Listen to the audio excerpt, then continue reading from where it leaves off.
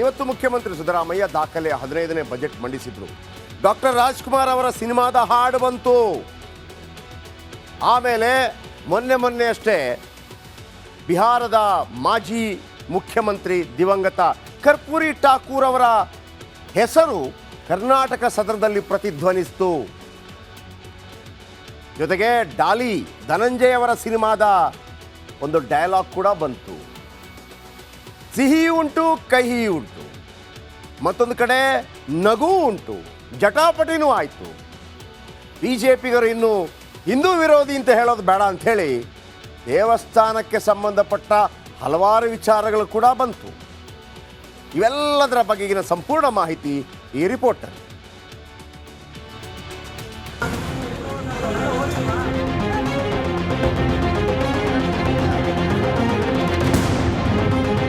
ಆಗದು ಎಂದು ಕೈಲಾಗದು ಎಂದು ಕೈಕಟ್ಟಿ ಕುಳಿತರೆ ಸಾಗದು ಕೆಲಸವು ಮುಂದೆ, ಮನಸ್ಸೊಂದಿದ್ದರೆ ಮಾರ್ಗವೂ ಉಂಟು, ಕೆಚ್ಚದೆ ಇರಬೇಕೆಂದು ವರನಟ ಡಾಕ್ಟರ್ ರಾಜ್ಕುಮಾರ್ ಅಭಿನಯದ ಹಾಗೂ RN ಜಯಗೋಪಾಲ್ ರಚಿಸಿದ ಬಂಗಾರದ ಮನುಷ್ಯ ಚಿತ್ರದ ಈ ಹಾಡಿನಂತೆ ದೇಶದ ಯಾವುದೇ ಸರ್ಕಾರ ಜಾರಿಗೊಳಿಸದ ಅತ್ಯಂತ ಬೃಹತ್ ಪ್ರಮಾಣದ ನೇರ ನೆರವು ನೀಡುವ ಗ್ಯಾರಂಟಿ ಯೋಜನೆಗಳನ್ನು ಅತ್ಯಂತ ಕಡಿಮೆ ಅವಧಿಯಲ್ಲಿ ಪರಿಣಾಮಕಾರಿಯಾಗಿ ಅನುಷ್ಠಾನಗೊಳಿಸಿದ ಶ್ರೇಯ ನಮ್ಮದಾಗಿದೆ.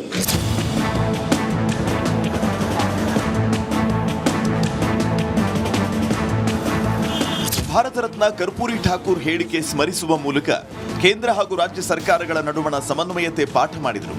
ಜೊತೆಯಲ್ಲೇ ಡೇರ್ ಡೆವಿಲ್ ಮುಸ್ತಫಾ ಸಿನಿಮಾ ಹಾಡಿನ ಮೂಲಕ ಭಾವೈಕ್ಯತೆಯ ಸಂದೇಶ ಸಾರಿದರು. ರಾಜ್ಯದ ಸಂಕಷ್ಟಗಳಿಗೆ ಸ್ಪಂದಿಸಲಾಗದವರು ತಮ್ಮ ಹುಳುಕನ್ನು ಮುಚ್ಚಿ ಹಾಕಲು ಇಂತಹ ಟೀಕೆಗಳನ್ನು ಮಾಡುತ್ತಿದ್ದಾರೆ.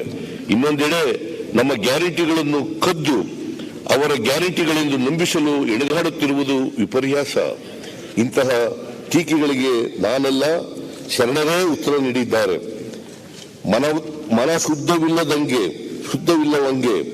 ದ್ರವ್ಯದ ಬಡತನವಲ್ಲದೆ ಚಿತ್ತ ಶುದ್ಧದಲ್ಲಿ ಕಾಯಕವ ಮಾಡುವಲ್ಲಿ ಸದ್ಭಕ್ತಂಗೆ ಎತ್ತ ನೋಡಿದ ರಕ್ತ ಲಕ್ಷ್ಮಿ ತಾನಾಗಿಪ್ಪಳು ಮಾರಯ್ಯ ಪ್ರಿಯ ಅಮರೇಶ್ವರ ಲಿಂಗದ ಸೇವೆಯುಳ್ಳ ನಕ್ಕರ ಐದಕ್ಕಿ ಲಕ್ಕಮ್ಮ ಐದಕ್ಕಿ ಲಕ್ಕಮ್ಮ.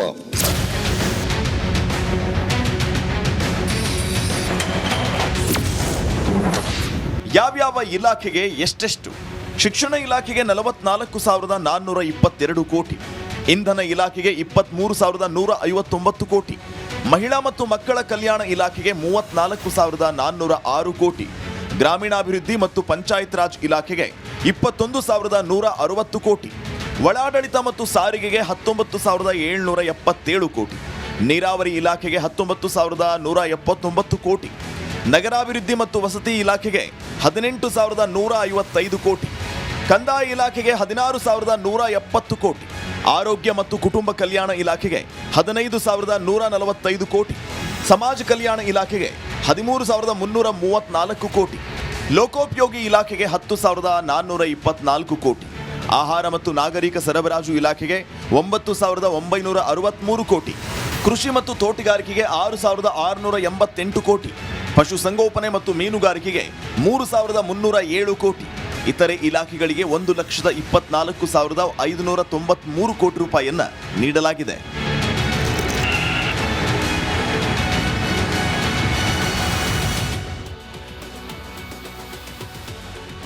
ಇವತ್ತಿನ ಬಜೆಟ್ ಸವಿಸ್ತಾರವಾಗಿ ನಾಳೆ ಹೆಂಗೂ ಗೊತ್ತಾಗುತ್ತೆ.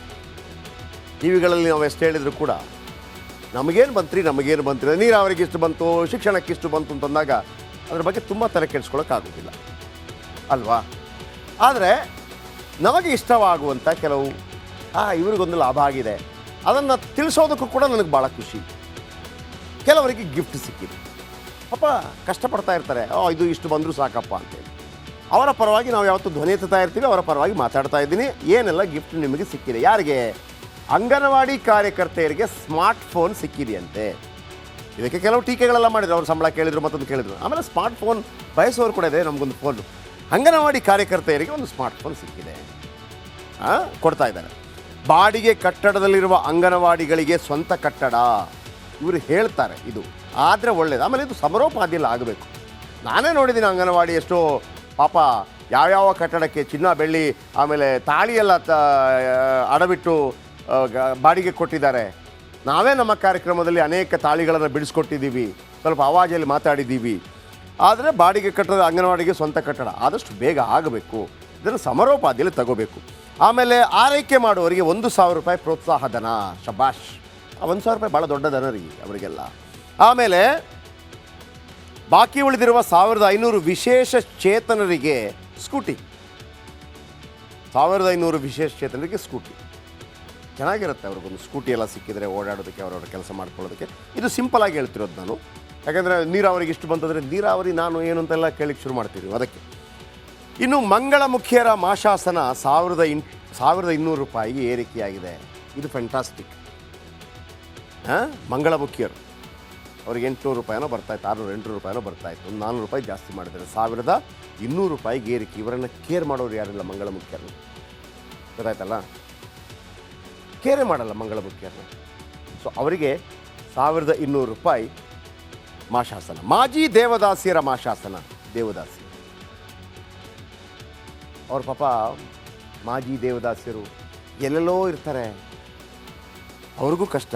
1,500 ರೂಪಾಯಿ ಬರ್ತಾಯಿತ್ತು ಅವರಿಗೆ ಮಾಶಾಸನ. ಅದನ್ನು ಮುಖ್ಯಮಂತ್ರಿಗಳು 2,000 ರೂಪಾಯಿಗೆ ಜಾಸ್ತಿ ಮಾಡಿದ್ದಾರೆ ಅಲ್ವಾ. ಇನ್ನು ಈ ಫ್ರೀ ಗ್ಯಾರಂಟಿ ಮತ್ತೊಂದೆಲ್ಲ ಇದ್ದ ಕಾರಣಕ್ಕಾಗಿ ಕೆಲವೆಲ್ಲ ತೆರಿಗೆಗಳನ್ನು ಜಾಸ್ತಿ ಮಾಡಲಾಗಿದೆ. ಯಾವೆಲ್ಲ ತೆರಿಗೆಗಳು ವಿಶೇಷವಾಗಿ ಅದನ್ನು ನಿಮ್ಮ ಮುಂದೆ ಇಡ್ತಾ ಹೋಗ್ತೀನಿ. ಮೋಟಾರು ವಾಹನ ತೆರಿಗೆ, ಮೋಟಾರು ವಾಹನ ತೆರಿಗೆ 7% ಹೆಚ್ಚಳವಾಗಿದೆ. ಇದು ಗಾಡಿ ತಗೊಂಡ್ರೆ ಜಾಸ್ತಿ ಆಗುತ್ತೆ. ಇದಕ್ಕೆ ಸಮರ್ಥನೆಗಳೇನಿರುತ್ತೆ ಅಂದರೆ ಗಾಡಿ ತಗೊಳ್ಳೋದು ಸ್ವಲ್ಪ ಶ್ರೀಮಂತರು, ಸೊ ಹಾಗಾಗಿ ಜಾಸ್ತಿ ಮಾಡ್ತೀವಿ. ಇದರಿಂದ ಸರ್ಕಾರಕ್ಕೆ 13,000 ಕೋಟಿ ರೂಪಾಯಿ ತೆರಿಗೆ ಸಂಗ್ರಹ ಆಗುತ್ತೆ. 13,000 ಕೋಟಿ ರೂಪಾಯಿ ಒಂದು ಇಲಾಖೆಗೆ ಅಷ್ಟು ದುಡ್ಡನ್ನು ಇಡಬಹುದು. ಇನ್ನು ಅಬಕಾರಿ ಸುಂಕ, ಎಣ್ಣೆ ಅಬಕಾರಿ ಸುಂಕವನ್ನು 20% ಹೆಚ್ಚಿಸಿದ್ದಾರೆ ಮುಖ್ಯಮಂತ್ರಿಗಳು. ಅಪ್ಪ ಈ ಅಬಕಾರಿ ಎಣ್ಣೆ ಹೊಡೆಯೋರಿಗೆ ಮಾತ್ರ ಪ್ರತಿ ಸಲ ಕೂಡ ಪೆಟ್ಟೆ ಕಂಡ್ರಿ. ಅವರನ್ನೊಂದು ಫ್ರೀ ಕೊಡೋರು ಕೂಡ ಯಾರೂ ಇಲ್ಲ. ಎಷ್ಟು ಸಲ ಆಯಿತು. ಆದರೆ ಇದರಿಂದ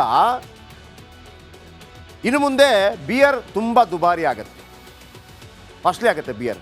ಪದೇ ಪದೇ ಬಿಯರ್ ಹಿಂದೆನೇ ಬೀಳ್ತಾ ಇದ್ದಾರೆ. ಮೊದಲೆಲ್ಲ ಆ ಬಿಯರ್ ಬಾಟ್ಲಿಗಳನ್ನ ಇಟ್ಕೊಂಡೇ ಮತ್ತೊಂದು ಬಿಯರ್ ಖರೀದಿ ಮಾಡ್ತಾಯಿದ್ರು. ಈಗ ಆ ಬಿಯರ್ ಬಾಟ್ಲನ್ನು ತಗೊಳ್ಳೋರು ಕೂಡ ಯಾರೂ ಇಲ್ಲ. ಇರಲಿ. ಇನ್ನೊಂದು ಅಬಕಾರಿ ಸುಂಕದಿಂದ ದೊಡ್ಡ ಮನಿ ಇದು, 38,525 ಕೋಟಿ ರೂಪಾಯಿ ತೆರಿಗೆ ಸಂಗ್ರಹ.